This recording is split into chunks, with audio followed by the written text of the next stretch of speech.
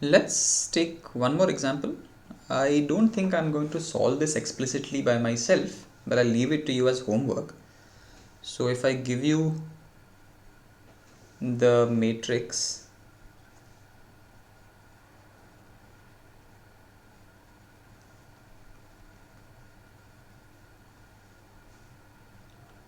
let's call it B, and this matrix is 2 minus 1 0 minus 1 2 minus 1 0 minus 1 2.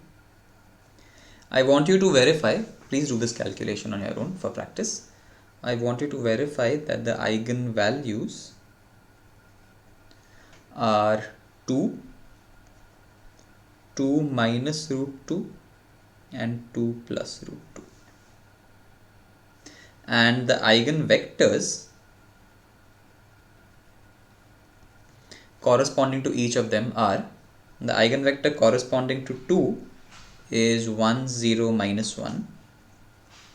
The eigenvector corresponding to 2 minus root 2 is 1 root 2 1. And the eigenvector corresponding to 2 plus root 2 is 1 minus root 2 1. So please work this out as a practice example. I will solve a third example for you, however, because there is an interesting point that I want to illustrate over there. So let's call this matrix C, and this matrix is given as 1 2 2 1 2 minus 1 minus 1 1 4. Let's try and find the eigenvalues and eigenvectors of this matrix. So I'm going to say determinant of C minus lambda I. So I'm going to subtract lambda from the 3 diagonal elements and do nothing to everyone else. Should be 0. Okay, this is going to be a bit of a calculation. So let's do it. 1 minus lambda, 2 minus lambda, 4 minus lambda is, I'm going to skip some steps, but please work it out yourself. Lambda square minus 6 lambda plus 8 minus 2 times, oh wait, this plus 1 minus 2 times this minus this minus into this minus 1 is 1, okay, plus 2 times 1 minus 1 times 2 minus lambda. Okay, this should be 0. I hope I'm not made some mistake. Okay, let's see. There's only one way to find out. So 1 minus lambda square minus 6 lambda plus 9 minus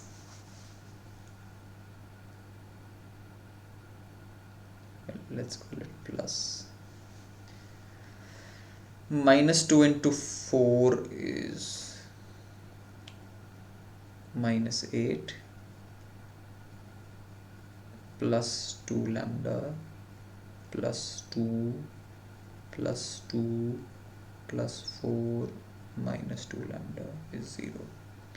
Okay, this 2 lambda cancels out. 4 5 6 7 8 cancels out with minus 8.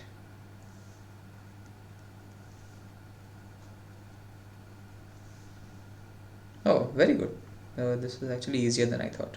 So this is 1 minus lambda, and you will notice that what we have in the bracket is just lambda minus 3 the whole square.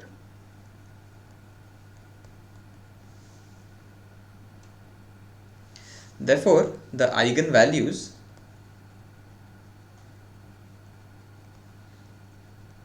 are 1, 3 and 3. So the interesting thing over here is that 2 of the eigenvalues are repeated. So when two eigenvalues are repeated,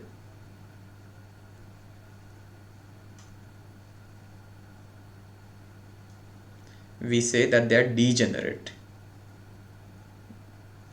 Degenerate eigenvalues.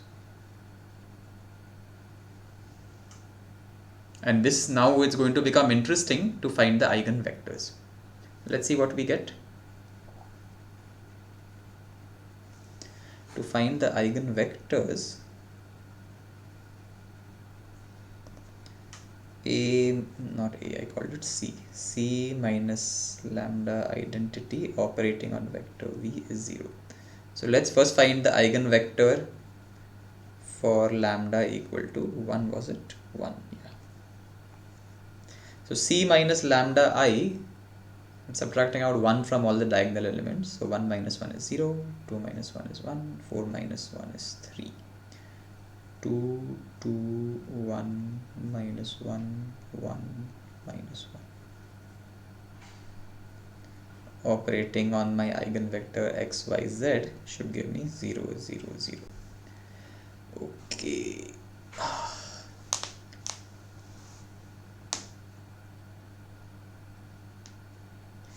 Let me replace R3 with R3 plus R2.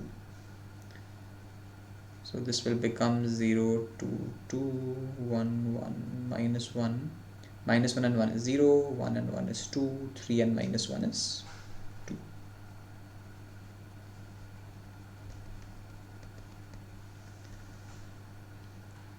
Now you can see if I just replace R3 with R3 minus R2, those will become 0 in the last row.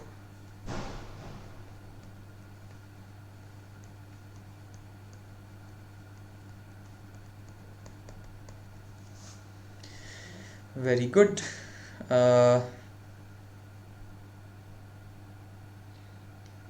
Let me now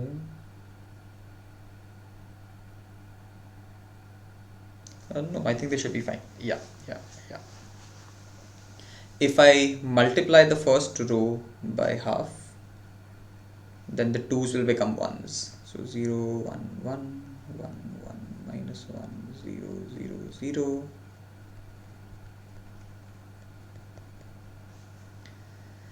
Now if I replace R2 with R2 plus R1, 1 plus 0 is 1, 1 plus 1 is 2, minus 1 plus 0 is 0.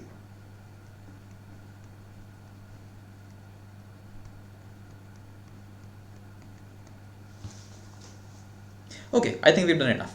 Let's now try and just solve these manually.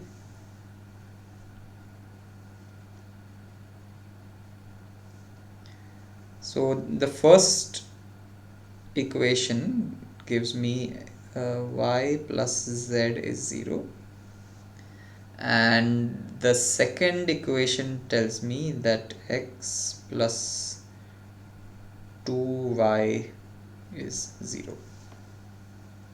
This is all the information I have, no other information.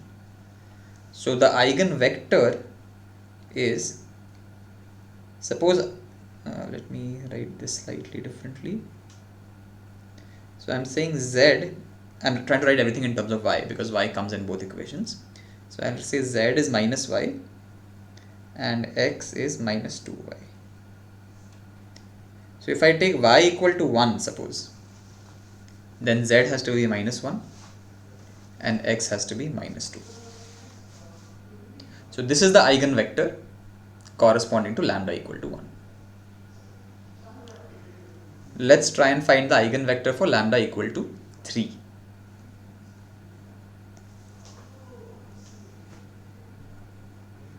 And now here is where the interesting thing comes. So let's subtract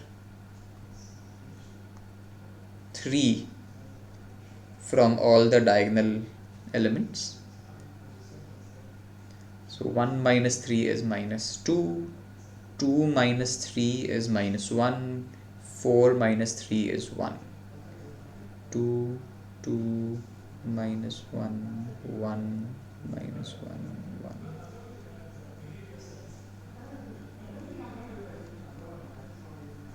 Okay. Now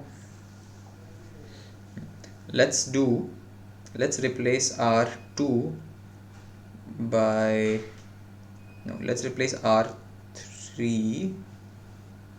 That's fine. R2 replaced by R2 plus R3. So I'll get minus 2 to 2. 1 and minus 1 is 0. Minus 1 and 1 is 0. Minus 1 and 1 is 0. Minus 1, 1, 1. And now you are starting to see what the problem is.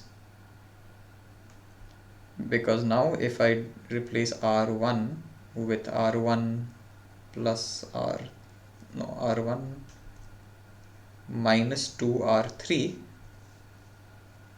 I'm going to get 0, 0, 0, 0, 0, 0, minus 1, 1, 1, operating on x, y, z, giving you 0, 0, 0.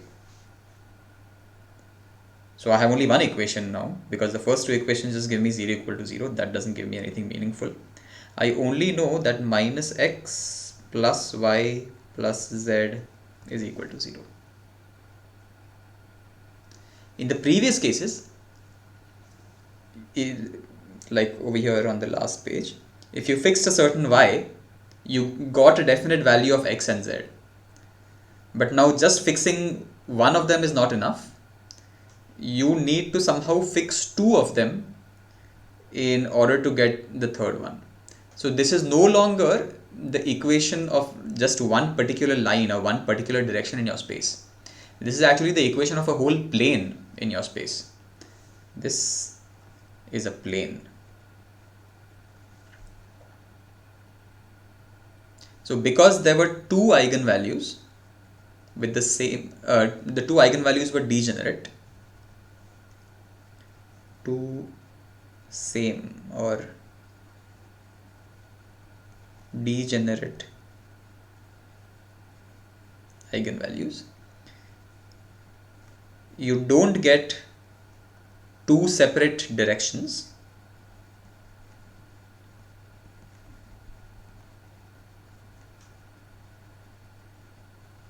Two separate eigenvectors, but one entire two-dimensional plane. And this entire plane is the eigenvector corresponding to lambda equal to 3. So any two vectors in this you take,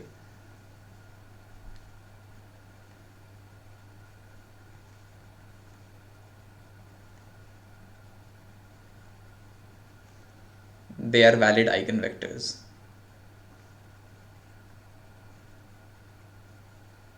Corresponding to, what was it? Lambda is equal to 3.